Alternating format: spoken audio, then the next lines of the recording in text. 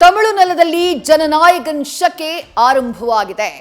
ದ್ರಾವಿಡ ಪಕ್ಷಗಳನ್ನ ಪುಡಿಗಟ್ಟಿರುವಂತಹ ದಳಪತಿ ವಿಜಯ್ ಅಧಿಪತ್ಯವನ್ನ ಸ್ಥಾಪಿಸಿದ್ದಾರೆ. ಕೊನೆಗೂ ಮ್ಯಾಜಿಕ್ ಮಾಡಿದಂತಹ ಬದ್ರಿ ತಮಿಳುನಾಡಿನ ಸಿಎಂ ಪಟ್ಟದ ಕಾವಲನ್ನಾಗಿದ್ದಾರೆ. ಲೇಟ್ ಆದ್ರೂ ಲೇಟೆಸ್ಟ್ ಆಗಿ ತುಪಾಕಿಯಂತೆ ಪ್ರಮಾಣ ವಚನವನ್ನ ಸ್ವೀಕರಿಸಿ ಟ್ರೆಂಡ್ ಸೆಟ್ ಮಾಡಿದ್ದಾರೆ. ಇವತ್ತಿನಿಂದ ದ್ರಾವಿಡ ನೆಲದಲ್ಲಿ ಮಾಸ್ಟರ್ ಸರ್ಕಾರ್ ಆರಂಭವಾಗಿದೆ. ತಮಿಳರ ಅಸ್ಮಿತೆ ಕಾಯುವುದಾಗಿ ತಮಿಳನ್ ಶಪಥಗೈದಿದ್ದಾರೆ.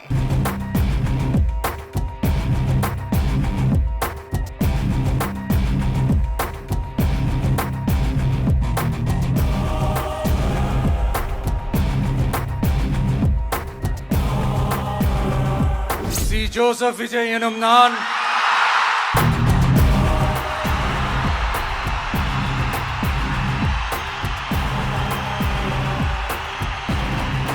இந்திய நாட்டின் ஒப்பில்லாத முழு முதல் ஆட்சியையும் ஒருமையையும் நிலை நிறுத்துவேன் என்றும் பலதரப்பட்ட மக்கள் அனைவருக்கும் நேர்மையானதை செய்வேன் என்றும் ஆண்டவன் மீது ஆணையிட்டு உறுதிமொழிகிறேன்.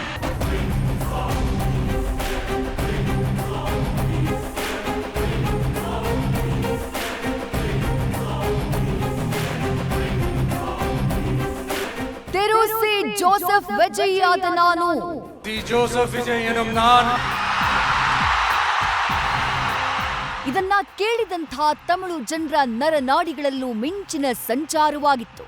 ದ್ರಾವಿಡ ನೆಲದಲ್ಲಿ ವೆಟ್ರಿಯ ಸಾಮ್ರಾಟನಾದ ವಿಜಯ್ ಸಾಮ್ರಾಜ್ಯಕ್ಕೆ ಶರ ಬರೆದಿತ್ತು.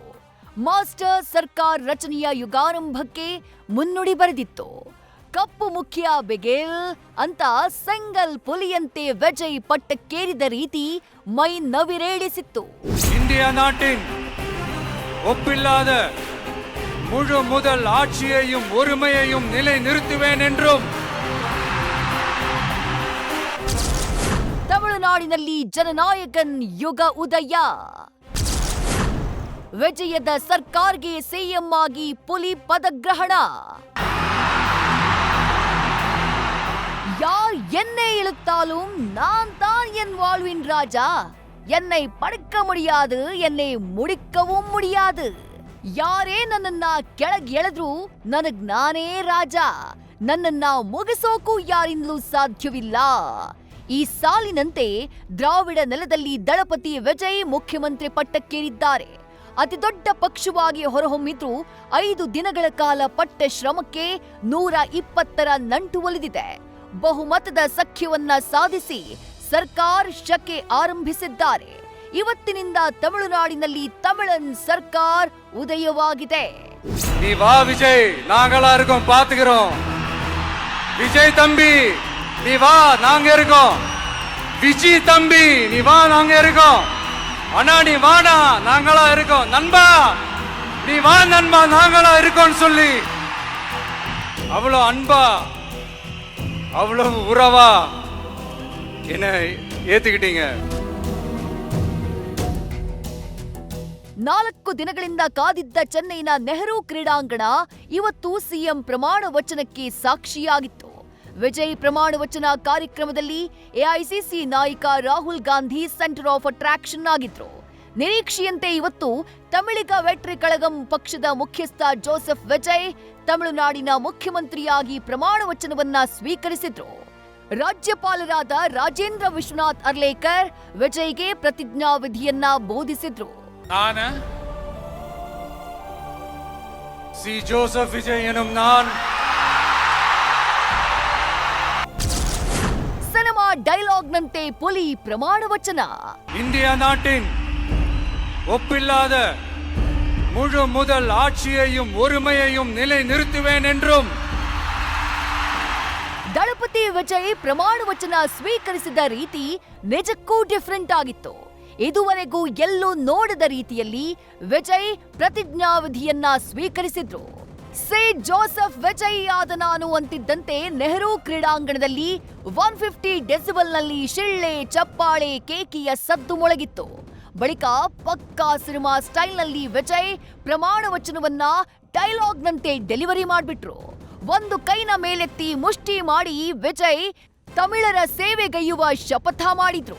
விருப்பு வெறுப்பை விலக்கி பலதரப்பட்ட மக்கள் அனைவருக்கும் நேர்மையானதை செய்வேன் என்றும் ஆண்டவன் மீது ஆணையிட்டு உறுதிமொழிகிறேன். ಹೀಗೆ ವಿಜಯ ಪ್ರಮಾಣ ವಚನವನ್ನ ಡೈಲಾಗ್ನಂತೆ ಹೇಳ್ತಿರುವುದನ್ನ ನೋಡಿದ ರಾಜ್ಯಪಾಲರು ಪ್ರಮಾಣ ವಚನದ ಪ್ರತಿಯನ್ನ ಓದುವಂತೆ ಸೂಚಿಸಿದ್ರು. ಬಳಿಕ ಪ್ರತಿಯಲ್ಲಿ ಇದ್ದಂತೆ ಓದಿ ದಳಪತಿ ಪ್ರಮಾಣ ವಚನ ಸ್ವೀಕರಿಸಿದ್ರು. சி ஜோசப் விஜய் எனும் நான்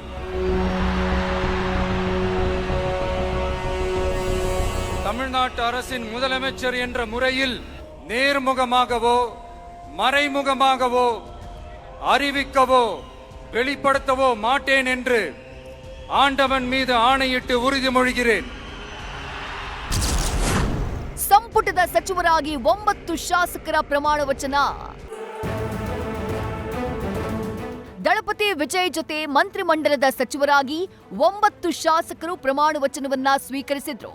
ಮಾಜಿ ಸಚಿವ KA Sengottaiyan, N Anand, Aadhav Arjun, CTR Nirmal Kumar, Rajamohan, doctor TK Prabhu, doctor Arun Raj, Venkataramanan, S Keerthana ನೂತನ ಸಚಿವರಾಗಿ ಅಧಿಕಾರವನ್ನ ಸ್ವೀಕಾರ ಮಾಡಿದ್ರು. ಕೆಎ ಸೆಂಗೋಟಯ್ಯನ್ ಹೊರತುಪಡಿಸಿ ಉಳಿದೆಲ್ಲರೂ ಕೂಡ ಸಚಿವ ಸ್ಥಾನಕ್ಕೆ ಹೊಸಬರು ಅನ್ನುವುದು ವಿಶೇಷ. ಕೆಜಿ ಅರುಣ್ ರಾಜ್ ಎನ್ನುம் நான், கே செங்கோட்டையன் எனும் நான், ஆனந்த் எனும் நான், ஆதவ் அர்ஜுனா என்னும் நான், ஆர் நிர்மல்குமார் என்னும் நான், ராஜ்மோகன் என்னும் நான், டி கே பிரபு என்னும் நான், சா கீರ್ತನಾ என்னும் நான். ಪ್ರಮಾಣ ವಚನ ಸ್ವೀಕರಿಸಿದ ಬಳಿಕ ತಮಿಳುನಾಡು ಸಿಎಂ ಕಚೇರಿಗೆ ಆಗಮಿಸಿದ ವಿಜಯ್ ಭಾವುಕರಾಗಿ ಸಿಎಂ ಕುರ್ಚಿಯ ಮೇಲೆ ಆಸೀನರಾದ್ರು.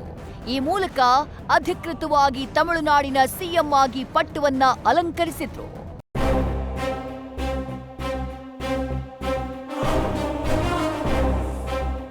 ನಂಬಿಕೆ ಇರುತ್ತಾಲ್ ಎದುರಲ್ಲಿ ಇರುವುದು ಕಲೀಲ್. ಅಂದ್ರೆ ನಂಬಿಕೆ ಇದ್ರೆ ಎದುರಿರೋದು ಕಲ್ಲಾದ್ರೂ ಸುಲಭವಾಗಿ ಪುಡಿಗಟ್ಟಬಹುದಂತೆ. ಈ ಮಾತಿನಂತೆ 2 ವರ್ಷದಲ್ಲಿ ಪಕ್ಷ ಕಟ್ಟಿ ದ್ರಾವಿಡ ನೆಲದಲ್ಲಿ ದಂಡಯಾತ್ರೆ ಮಾಡಿದ ದಳಪತಿ ಮುಖ್ಯಮಂತ್ರಿ ಹುದ್ದೆಗೇರಿದ್ದಾರೆ. ಈ ಮೂಲಕ ತಮಿಳುನಾಡಿನಲ್ಲಿ ವಿಜಯರ ಸರ್ಕಾರ ಉದಯವಾಗಿದೆ. This is a new beginning. Starts now. News first bureau. News first ನಿರ್ಭೀತಿಯಿಂದ ನಿಮ್ಮ ಪರವಾಗಿ.